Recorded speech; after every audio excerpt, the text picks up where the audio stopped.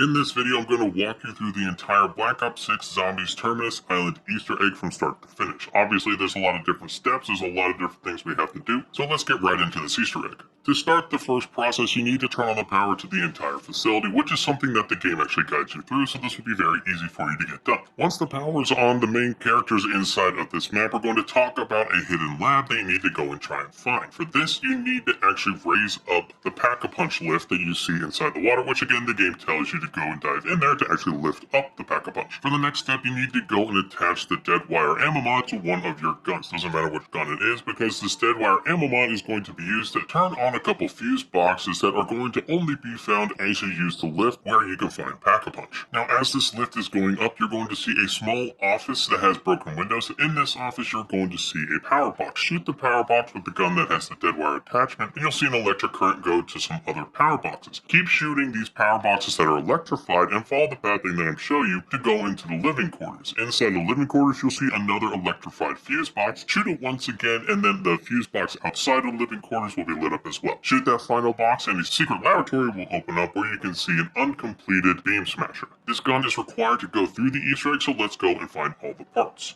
Thankfully, your very first component is going to be found inside of this laboratory itself. Once you enter in here, you'll probably hear a zombie on the floor. All you have to do is kill this zombie, and it's going to drop the EMF fob. This is one of 3 pieces to unlock this main Easter egg gun. Next, make your way over to the seed tower, the same building that you can get the elemental pop perk cans. In this seed tower, you're going to find a case that has a zombie hand on it. All you have to do is interact with this case, and you'll be able to get the next item, which is going to be a resonator. Now, with the resonator in hand, we can go on to the next step, which is finding 3 individual laptops scattered across the map. Thankfully, these laptops aren't very far away. The one that is going to be closest to where we just were with the resonator is going to be a floor down below right in front of the seed caves and the mining tunnels. You'll be able to see the laptop location with the funny looking antenna right next to the laptop. All you have to do is interact with the laptop itself. A symbol will appear on here, and then you can move on to the next spot, which is actually going to be right near Stamina, one of the first rooms you can open up inside of the map. As soon as you get to the room of Stamina, simply go outside to the right and you'll see another one of those antennas and laptops waiting for you to interact with it. And the final laptop can be found just outside the room where you can get quick revive. Once again, simply go outside of this room, go to the right, and you'll see another laptop with that weird looking antenna. Interact with it, and you can now move back into the secret laboratory. Interact with the computer on the right, and you'll quickly see that it gets turned on with the resonator that you had found. You want to interact with it again, and 3 sticky notes will show up matching the symbols of the laptops. What you're next going to have to do is one of 2 things. One, you can solve a math problem all on your own, or you can go to Dr. Peck at the beginning of this map and pay him 5,000 points to do the math for you. Personally, with how valuable points are inside of this map and the main Easter egg in and of itself, I recommend you do the math yourself. I'll show you how to do the equations here in just a second, but again, if you don't want to go through all the equations, you can skip forward in the video or simply go to Dr. Peck and pay him the 5k to actually get this done a lot quicker. For the math, you need to find the X, Y, and Z values, which is going to align with the X, Y, Z symbols that you find on the computer. Match that symbol up with the left whiteboard. You're going to see 2 different columns of 0, 1, 2 on the left side, and on the bottom 2, 1, 0. These are going to give you your values per symbol. So for example, my value for X is going to be 21 because the symbol is going to be on the very bottom level in the middle, and as you see, the 2 and 1 align up with that particular symbol. Do the same exact matching with Y and Z as you see on the computer. From there, once you have all 3 of your values, you want to use the right whiteboard and solve each one of the problems. So in my case, problem number 1 is going to be 2 times X, which is 2 times 21, plus 11, which is going to give me 53. For problem number 2 is going to be 2 times Z, which for me is the value of 0, plus Y, which is N, so I'm going to have 10 minus 5 at the end, which would give me 5. And for problem number 3, I'm going to have Y plus Z minus X, which is going to end up being 10 plus 0 minus 21. That will give me negative 11. The 2 bars at the end of this equation means that this number cannot be negative, which will leave me with 11. Is this way more math than you bargained for in a Zombies Easter egg? Yes, absolutely, but that's why we have the option to pay Peck 5k to get these numbers correct. So whichever way you end up getting these numbers, enter them incorrectly into this computer, and you're going to see a map start pinging around. Next thing you have to do is go through the rounds until the triangulated location around this map is found on the computer. It may take a couple rounds. It usually flips on round 9 for me when I go through this Easter egg, so just stand by where this computer is, go through the rounds sometimes upgrade your setup however you want to, because as soon as the position is located, you're going to have to take the device off of the computer to move on to the next step of the Easter egg. Once that island has been marked, you're of course going to have to go to that specific island, but don't forget to take the resonator before you go. The island is going to be on the far right side of the map, more particularly the smaller section of this island. Once you get to this island, you're going to see a blue orb with something in the middle. All you have to do is interact with this orb and basically survive until you see the orb go up in the air slightly and zap a very particular zombie. Once that zombie has been zapped, kill that zombie and you're going to have something electrical that drops to the ground. Pick up that item and run over as quick as you can back to the other giant blue orb. You're going to have to run through the blue orb to actually drop that piece of electricity into the orb. You're going to actually have to get 2 different charges to complete this step. Once you have 2 charges inside of this blue orb, it's actually going to shoot off to another island in the distance. Now, before you go to the next island, make sure you pick up the resonator, which will be on the ground right where you just had the orb. This is very important, because at the next island, you're going to have to use that resonator again, just like you did at the first location, to continue the same step that you just had with the blue orb, but now it's a green orb. Once again, wait for it to shock a random zombie that turns it green. Kill that zombie, take the green electricity, the green element from that zombie, run it into the green orb, do this twice, and it will again shoot off to another island. Make your way to the final orb in the final island, which is going to be the island on the northwest side of the map. Once again, interact with this purple orb this time around. Wait for it to shock 2 other zombies, get the purple element into the orb, and once you do that, you will actually have completed the final step to actually crafting the beam smasher. You will know you have done this correctly when your screen gets flashbanged, and in the place of where the resonator was in the final orb is going to be a brand new golden item that you can pick up, which is going to be an ammunition. With this final part in your inventory, make your way back to the secret laboratory and start crafting the beam smasher. Again, you can get the beam smasher through the box, or you can use a specific gobble gum to actually get it, but this is a way to guarantee that you will be getting this wonder weapon to help out with this main Easter egg, guys. So now that you have in your hands one way or another, let's move on to the next step, which is actually using the beam smasher on one of the tentacle traps surrounding the entire map. Now, it's not exactly sure which tentacle trap it's going to be, so I recommend trying all the different ones. There's one right outside of the laboratory where you just made the beam smasher, so make sure you try that one first. But there are several tentacle traps surrounding the entire map. All you're having to do is go underneath the tentacle trap once it is activated and using the beam smasher and firing into the mouths. Eventually, inside of one of these traps is going to have a gold hard drive that you're looking for. It won't be all that obvious when it's dropped, so do your best to be walking back and forth to see if you can pick up a hard drive as you're shooting these traps. So now that you have the hard drive, make your way back to the beginning of this map where you see Peck and Strauss inside of an office. Interact with the small drop box in front of them, and they will tell you the next objective, which is actually to go and interact with the giant cylinder inside of the biolab. This cylinder is going to be extremely hard to miss, and all you have to do is go and interact with the small window and keypad, and you're actually going to find Nathan, who is Maya's brother that we've been looking for inside of this map. Your next objective is, of course, to then break him out of this cylinder, and you're going to need a combination of 3 numbers. Your first number can be found inside of the room with quick revive right next to the torture chamber, where you're going to see a clock on the wall. The smallest hand, or the hour hand on this clock, is going to be the number that you're going to use. So the hour hand is closest to 1 o'clock, so my number is 1.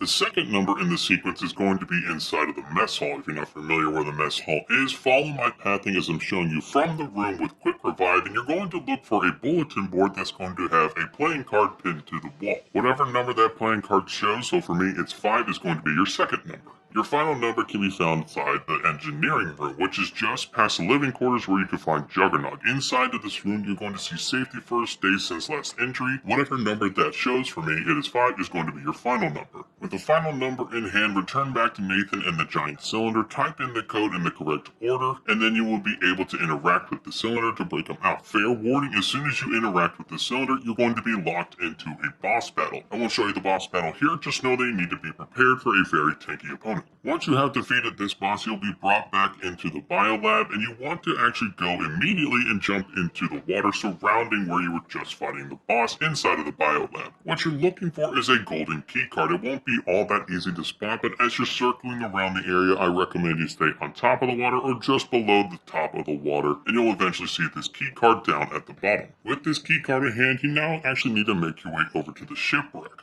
At the shipwreck, you'll notice two gaping openings. What you want to do is go to the larger of the two openings where you're going to see a ladder, and at the top of this ladder is a hatch. With the key card in your inventory, this latch will actually open, allowing you to go inside of the shipwreck. What you're going to see is a bunch of photos and also two cylinders that you actually need to use to help bring back power to the full facility. Be warned that as soon as you interact with these connectors, these giant cylinders, you're going to be locked inside of this room, and you essentially have to survive for a certain amount of time. It's not displayed on screen, so just be prepared for a lot of zombies rushing you all at once. After the time limit is up, you'll be able to jump down the hatch once again. Keep in mind that you want to take at least one of the cylinders with you, but you won't be able to sprint while you have the cylinders. So if you're playing solo, I definitely recommend having the boat very close by. What you want to do with these two cylinders is actually go and find different tubes scattered across the map and reconnect them. There are 3 different spots that these connectors need to be placed, and obviously one of them is already going to be connected, hence only 2 tubes. The first one is going to be found on that very large southern island, right on the edge where I'm showing you here. All you have to do is take a couple seconds while interacting with this area, and the tubes will be reconnected. Return back to the shipwreck and grab the second tube. Now, the second location that could possibly need to be reconnected is right underneath the sea tower. As you see in my game, this connector is already set up, so I can't interact with this one. The third and final spot is actually inside of the sea caves right near Speed Golem.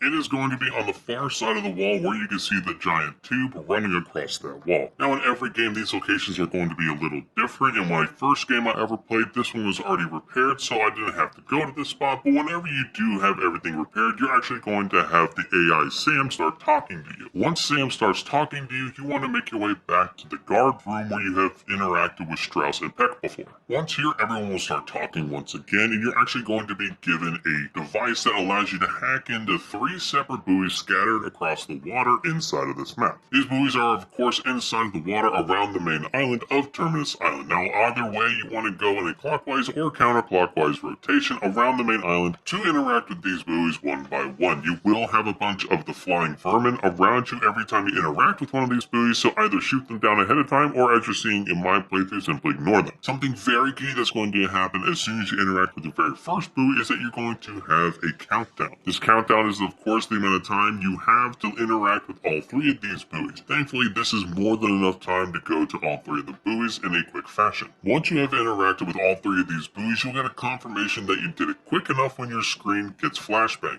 This is where we're going to take a quick pause so that I can tell you about the next step that's going to happen immediately after this, and by far the most stressful part of this entire Easter egg, in my opinion. You're going to be notified by Professor Modi that she has a failsafe that is going to blow up the island. What you're going to have to do is actually stop 3 bombs inside of the biolab. You need to defuse all 3 of these bombs within 5 minutes, which seems like a lot of time, but it's not when you're getting rushed by a giant horde of zombies. I highly recommend that you get as many monkey bombs as you possibly can, 2 in total, or a bunch of decoy grenades ready to go before you start this step to help distract the zombies around these different bombs so you can defuse them a lot faster. All 3 of these bombs are basically going to be spawned around Melee Macchiato. The very first bomb, you can take a look directly at Melee Macchiato. It's going to be all the way to the right where the door that has 01 on it. If you go the other direction of Melee Macchiato, you're going to come across another door that says 02 on it. And on the second floor, just above Melee Macchiato, you're going to find another door, a third door with 03 on it. These are the 3 locations that these bombs are going to spawn. Once again, get as many decoy grenades or monkey bombs as possible, and best of luck to you. Once you have safely defused all 3 of the bombs, you're going to hear that another door has opened. This door is going to be the final door that you enter into to get into the massive boss fight. This boss has a ton of health and 3 different phases, so bring in as much power as possible.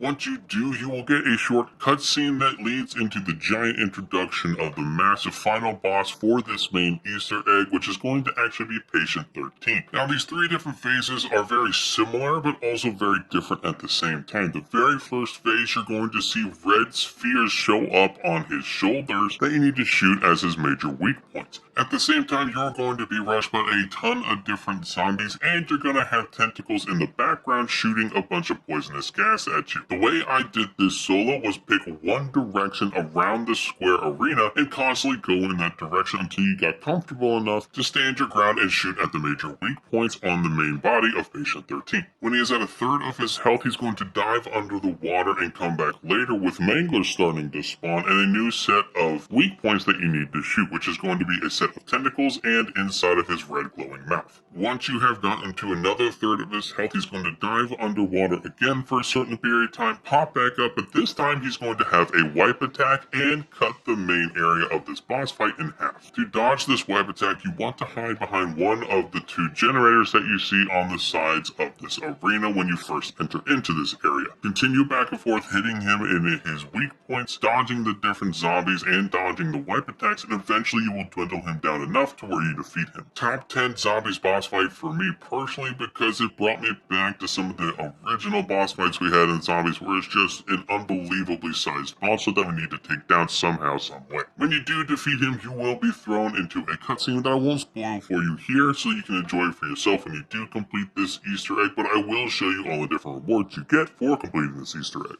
After the cutscene, you can either hit exit the game or continue the game. If you hit continue the game, you will be given a ton of points, a ton of salvage, and a ton of legendary loot, including a free ray gun. As you can see, you also get a bunch of different ammo mods if you want to continue to try and use this Easter egg and all these brand new gold weapons to go to higher rounds inside of Terminus Island. You will also be given a unique calling card specifically for completing this Easter egg, and if you do it early before the guided mission comes out, which will come out a little bit later after launch, you will get essentially a darker version of that calling card. But in my opinion, the best reward for completing this Easter egg is the brand new Trophy Collector skin for Maya that you can only get by completing this Easter egg. It's an awesome looking skin. I plan to use it for the foreseeable future. I just think it's an awesome reward specifically for zombies, something that we don't normally get as part of the zombies community. Now, I hope that you guys found this walkthrough guide helpful. It's a long Easter egg, which is awesome in my opinion, because all the previous versions of zombies have had very, very short and easy Easter eggs, and this one definitely challenges you a little bit. If you guys did find this walkthrough guide helpful, make sure to hit the like, subscribe buttons down below.